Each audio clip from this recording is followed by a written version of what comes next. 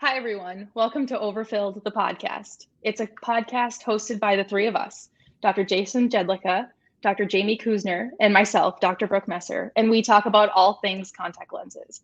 We're going to talk about contact lens fitting, we're going to talk about patient connections, and we're also going to talk about industry opportunities.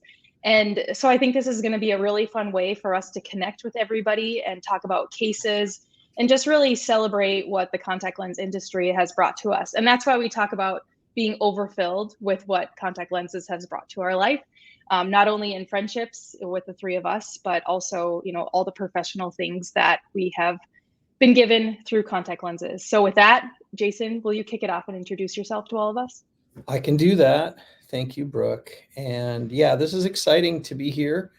We've talked about doing this for a little while and just how this has all evolved. So again, welcome everyone. I'm Jason Jedlicka. I am the chief of contact lens at Indiana University School of Optometry. And I practiced with Brooke for a few years, and I practiced with Jamie for a year. And those were like the 4 or 5 best years of my life, of course. And so now we're coming back together to do a podcast.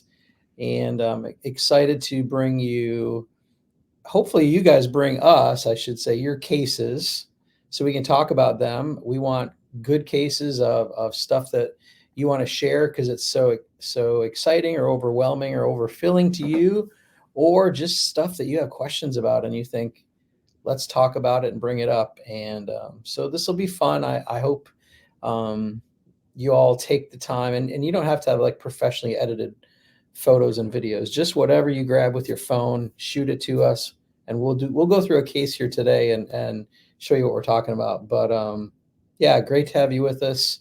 And again, talk about contacts, a lot of sclerals though, a lot of sclerals. So Overfilled. Right. And I'm Dr. Jamie, it's your turn. Sorry. Yes, I was going to say, let me kick it off. So I'm Dr. Jamie Kuzner. I am in my own cold start private practice in Metro Detroit. So I was practicing with Jason Ellis's resident at Indiana University in cornea contact lens, had a lot of fun, saw a lot of cool, interesting cases there. And now I've been in Metro Detroit for the past few years. So like we talked about a lot, it's like I love having my colleagues here, like Brooke and Jason, and we text all the time, interesting cases or, what should I do about this? And the hard part about being in private practice is like you don't have a colleague next door. You don't work in an academic setting. I'm not in a hospital. So sometimes when something crazy is happening, you could just snap a picture and text your friends. There's a lot of forums on Facebook, things like that, but we just wanted a way to stay connected, especially, new residents, or maybe you just got out of residency, or maybe you're a private practice doctor that wants to get into specialty lenses and it's a little intimidating. This is what it's here for. So anything cold start related, private practice, I'm here for you. But Brooke and Jason, they were in a private practice together.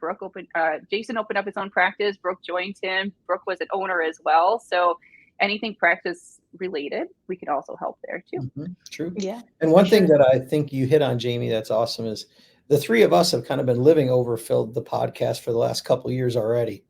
Like we all share each other's videos and talk about stuff as a group. And really, this is just wanting to take that concept of sharing our cases and stuff and talking about what you think about it with everybody who wants to be involved. So through this podcast, hopefully everybody feels like they're part of the Overfilled community for sharing their cool cases. I know we're opening the door outside the trio with, with this, and just love it. I'm Brooke Messer. I practice in West Fargo, North Dakota. And as these two alluded to, Jason and I were partners in practice from about 2011 to 2014 or so. And that's when Jason opted to go into education. And I knew when I started with you, that was one of the first things you said to me was that, hey, I want to affect as many future optometrists as I can. And so my goal is to teach. My goal is to be in academia. And I was, it was sad that your transition happened so soon. It felt like we were together for a good chunk of time, but looking back, it was really only like 4 years. And, but yeah, so when you moved to Indiana, I continued in Minneapolis through 2020. And that's when my oldest Nora was about to enter school. And my husband and I had always thought, gosh, like Minneapolis really isn't our place. We always pictured ourselves getting a little bit smaller or moving to a place a little bit smaller, closer to families. And so I called up Jason one day and just said, like, can I do this? Can I move away from like our baby? But ended up moving to West Fargo with Jason's encouragement, of course. And I practice at Vance Thompson Vision, which is a ODMD practice. And the neat thing about that is we just get to see some really wacky corneas. Certainly feel like I've mastered all things keratoconus through the Cornea and Contact Lens Institute, our practice, Jason, but now moving into some cool medical stuff. And so that's what has kind of fueled me lately, is just having to re-challenge myself in clinic and learning more about, inflammation and systemic disease and things like that. So the last few years in practice have been another growth mode for me. And that's been really filling. I love that opportunity to just continue to grow. And so if you have any interesting cases with that, cornea, happy to toss those around with these two as well. So with that, let's just talk about clinic this week. What's been interesting for you guys, and any big wins? Clinic this week. It's been a slow week for me because I have clinic on Monday, Wednesday, Friday, and it's only Wednesday afternoon. So Monday was a slow day, not many wins. No. But Wednesday and Friday are busier. So we'll talk next week about wins from this week on our next episode. How about you, Jamie? I had an interesting case today that maybe we'll talk about in a future podcast. But one of my longtime patients that I fit him in a freeform gas perm lens, really cool. We finally got everything nice and stabilized, and then he pops a suture on his graft. Fine, totally cool, but then he goes to a surgeon and he decides to remove all the sutures at once.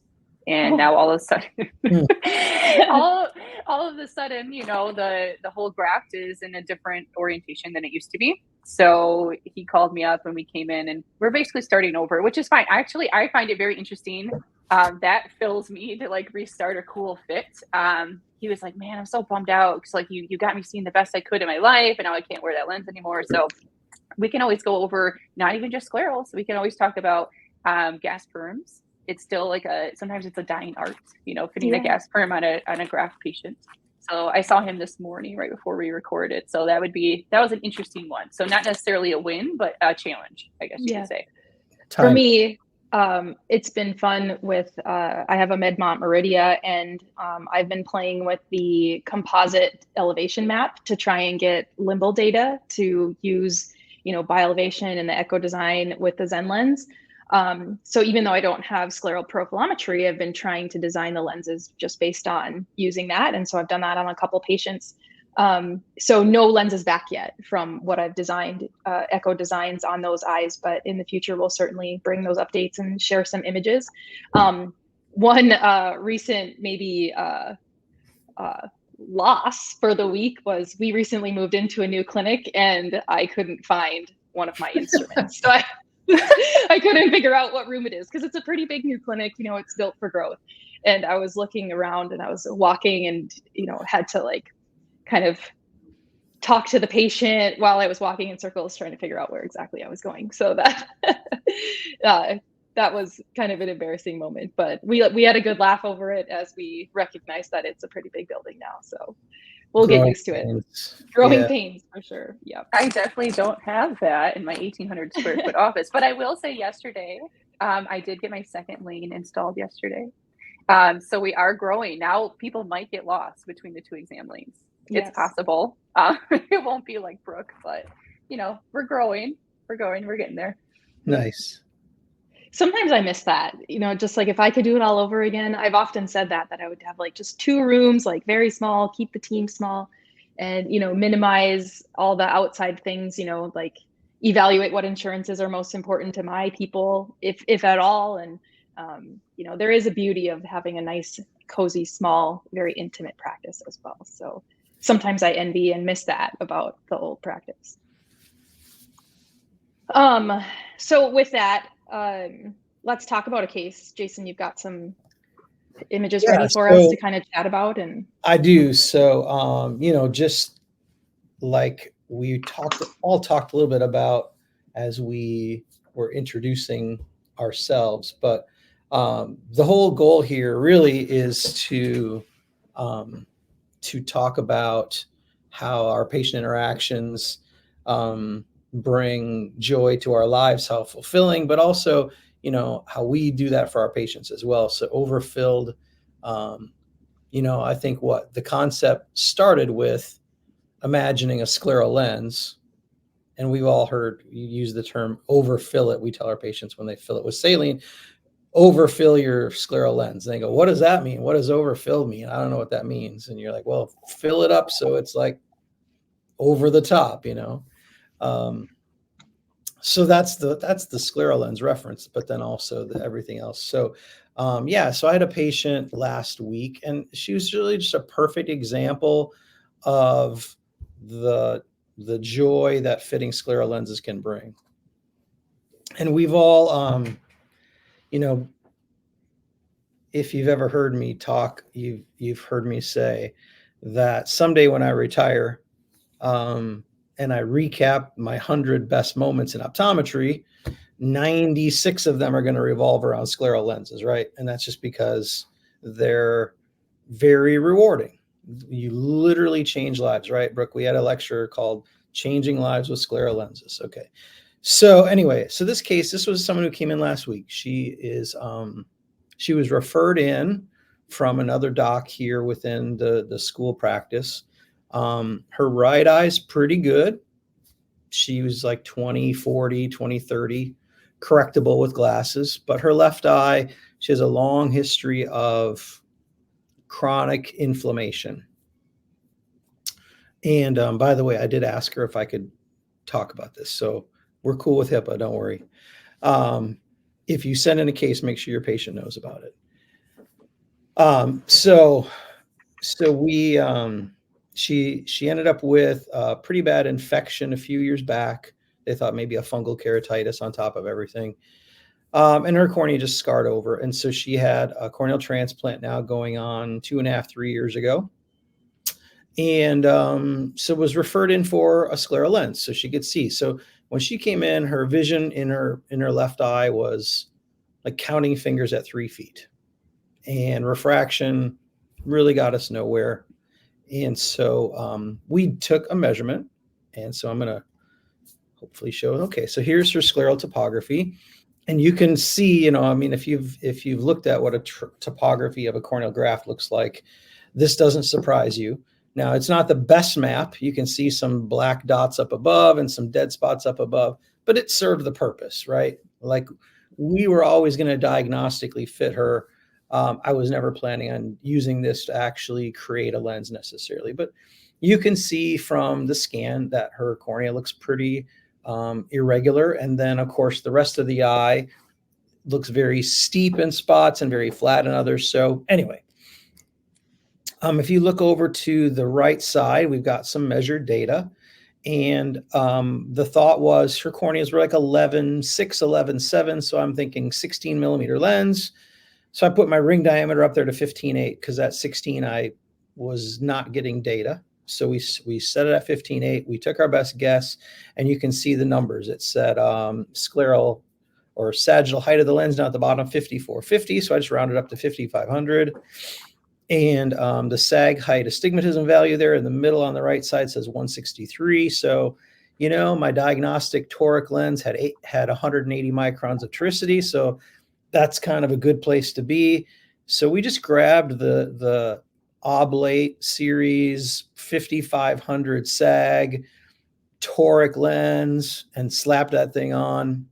I gave it to the student, said, why don't you put this on, put some fluorescein in, come get me when you're ready. I'll come take a look at it with you. So he comes down like 15 minutes later, and I'm asking him how it is. And he's like, her vision's really good. I'm like, you mean through an overfraction? He's like, no, it's just really good through the lens. And I'm like, well, how good is it? He's like, well, she's like 20/25 through the diagnostic lens. And she's really kind of like excited about this lens. So went down and took a look. And this is just one of those moments where if you do this long enough, you're going to get cases now and then where the diagnostic lens is just about perfect. And Brooke will share a quick story about that in a minute too. So her vision literally was 20/25. We had a +0.5 over refraction, and the fit was just about perfect. And I've got a video here, and we're going to show this. Don't freak out when you see an eye up close here in a second, but this is the lens on her eye, and you can see it actually centers up pretty well. The black dot's over at 3 o'clock because her sclera is against the rule shape. So the steep meridian's at 3 and 9. The flat meridian is at 6 and 12. But I mean, it centers really well. Her eye looks great underneath it. The edges look like they're laying down really nice. And we had like 350 microns of vault, and literally needed no actual adjustments other than just ordering her one for her rather than letting her walk out. Because she said, "Can't I just take this lens home?" And I said, "No, because I might not go back there." Right. So anyway, again, she was so happy, and like her eyes were watering up with tears because she's so happy. And so I just asked her. I said, "Do you mind if I actually take a video?" And so here's her telling us about her lens. I said this is nothing short of a miracle because I was concerned that I would never see again. Yeah. I mean, this has been going on for 2.5 years, so I am thrilled to death. And I can see. It's wonderful. So, again, these are the moments. And of course, her other eye is 20/40, 20/30 with glasses.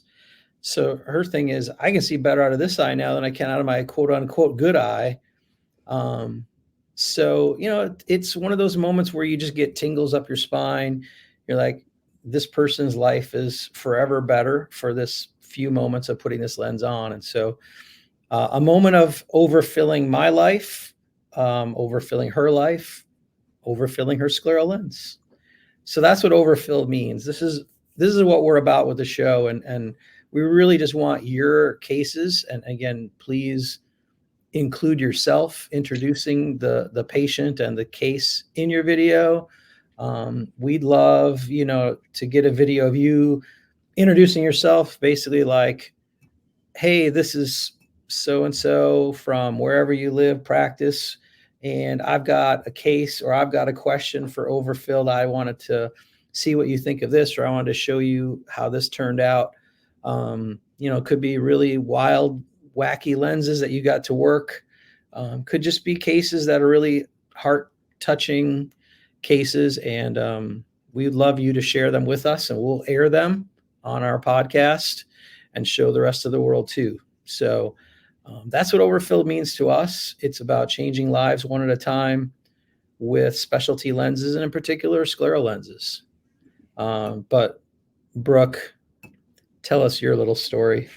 Well, I have two comments. One is I had a similar case recently where a guy had just a massive transplant, maxed out the depth of my scleral lens at the lab, even asked for some custom, deviations from the norms to see if we can't get it even a little bit deeper.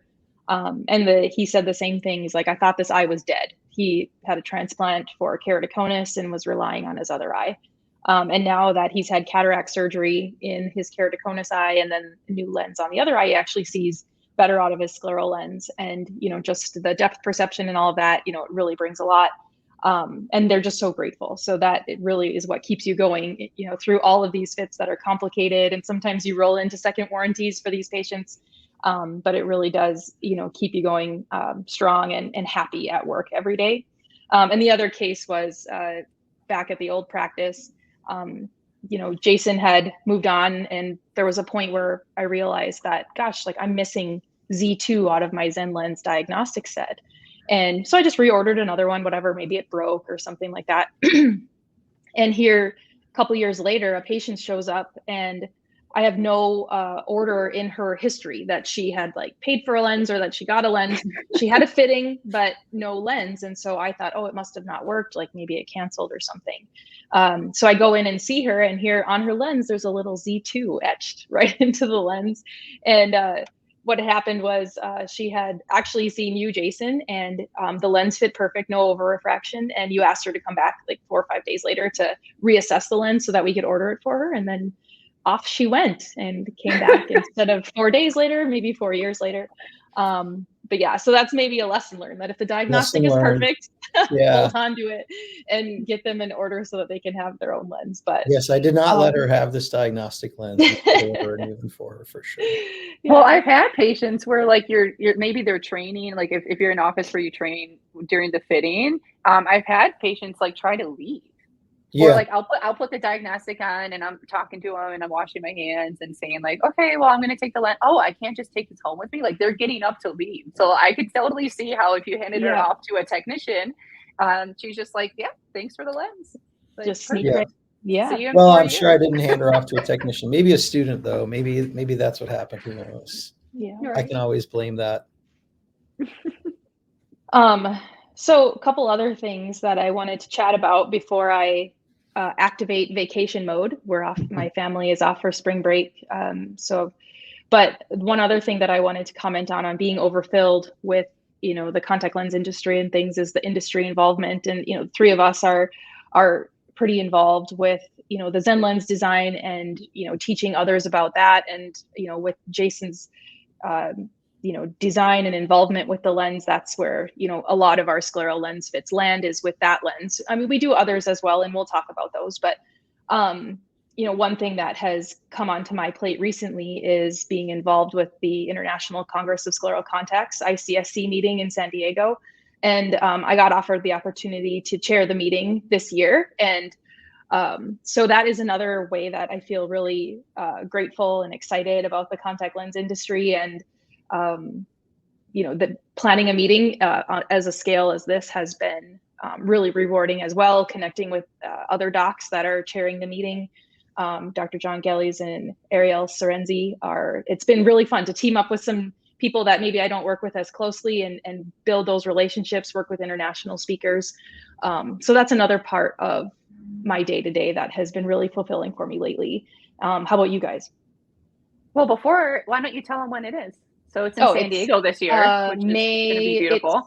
It's Friday and Saturday before Mother's Day. So I think it's the 8th and 9th. It's escaping me at the moment. It's either 7th and 8th or 8th and 9th in San Diego this year. Whatever the Saturday, Sunday is, right? Whatever that week. Yeah, it's the Friday, Saturday of that week. And the day before, we're having a residence event sponsored by Bausch & Lomb to learn about the Zen lens. So the 3 of us will be there too. And anytime the trio can get together, the lens is overfilling for sure. So absolutely, it's always a good moment for us. So really, everyone who's watching this podcast should be coming to that conference, because that is what it's about. It's about scleral contact lenses, and it's a great meeting, and again, great venue now in San Diego, a little bit earlier in the year, a little bit better than Miami, end of July. Yeah, we're excited about that. Just to try a new place on the calendar and new location. The hotel is great. It's the Marriott on the other side of the convention center. When you're at Academy, though, I can't remember. Maybe the Westin is usually the meeting venue, but it's the one on the other side. Really nice hotel, and people have really enjoyed being there, and always great comments about that one. So we're really excited about it. And it's a great meeting too. It has like a beginner track and more of an expert track also. So I think you call it the master's track. So even if you've only done a little bit of sclerals, come to meeting, and they'll do hands-on workshops. It's a great meeting for anybody, any level. So that's our plug for ICSC. Well, all 3 of us will be there, so you should come hang out. Yep. Maybe we'll have to do an episode from the conference. We definitely need a broadcast from San Diego. So that's a great point, and I think where you're going with this too is, if you have a question about anything extracurricular as it pertains to specialty lenses, whether that's, hey, how do I get involved with working with industry? How do I get involved, teaching other folks this stuff, leading workshops or submitting lectures to conferences like ICSC, speaking from the podium, writing articles, any of that stuff, any of what I would call the extracurricular stuff that comes along with specialty lenses. Again, just shoot us a video, ask your question, and shoot it off, and we'll air it and we'll talk about it. I mean, so this is what we really want to do with this podcast, is have our listeners, watchers, send us their questions and just answer them on the air. So yes. So getting back to that, can you talk just again a little bit more about the case thing, what we want to do with that? Sure. So just to, kind of wrap up and promote what we're really trying to do here again is we want anybody interested in learning more about their fit or sharing a big win in a complex fitting. We want to see you, we want to see your patient images, and we want to talk about it. We want to celebrate the wins. We want to build you up if you're struggling. And so that's what we want. It can be just a simple image. It can be a video. We have the ability to do that on the podcast. And we want you on the show. We want to hear about it. And again, celebrate everybody that's somewhere in their journey with scleral contact lenses. Because there is just so much that these devices bring to us, both again, emotionally, intellectually, professionally. And that's really what we're looking for. So this is your call to action. You can connect to us with, is it Overfilled the podcast at gmail.com, Jason? That is that's what we want. We want all your media sent there, and we will put it on, or we have social media Instagram. Yep, you can check us out on Instagram. You can send a direct message. Yep. We can download your file right from there. If you don't feel like, emailing it, I think sometimes it's easier just to take it, right on your iPhone, and then you can just attach it right to Instagram, shoot it to us on a DM. Yeah. For those of you who are listening only, that is Overfilled _ the podcast on Instagram. Again, it was Overfilled the podcast, all one word, at gmail.com is our email address. And then, of course, we are also on Facebook at Overfilled the podcast. So seek us out, follow, and we'll be putting our episodes on these sites as well. We'll be putting cases up there too, so with any luck, we are literally inundated with so many cases that we can't show them all on our podcast. We can put them on our social media sites too for people to comment on and review. All right. Well, we're going to wrap up for today. Thanks, guys. It's always good connecting with you before my weekend starts. Hope you guys have a good rest of your week, and we'll see you next time.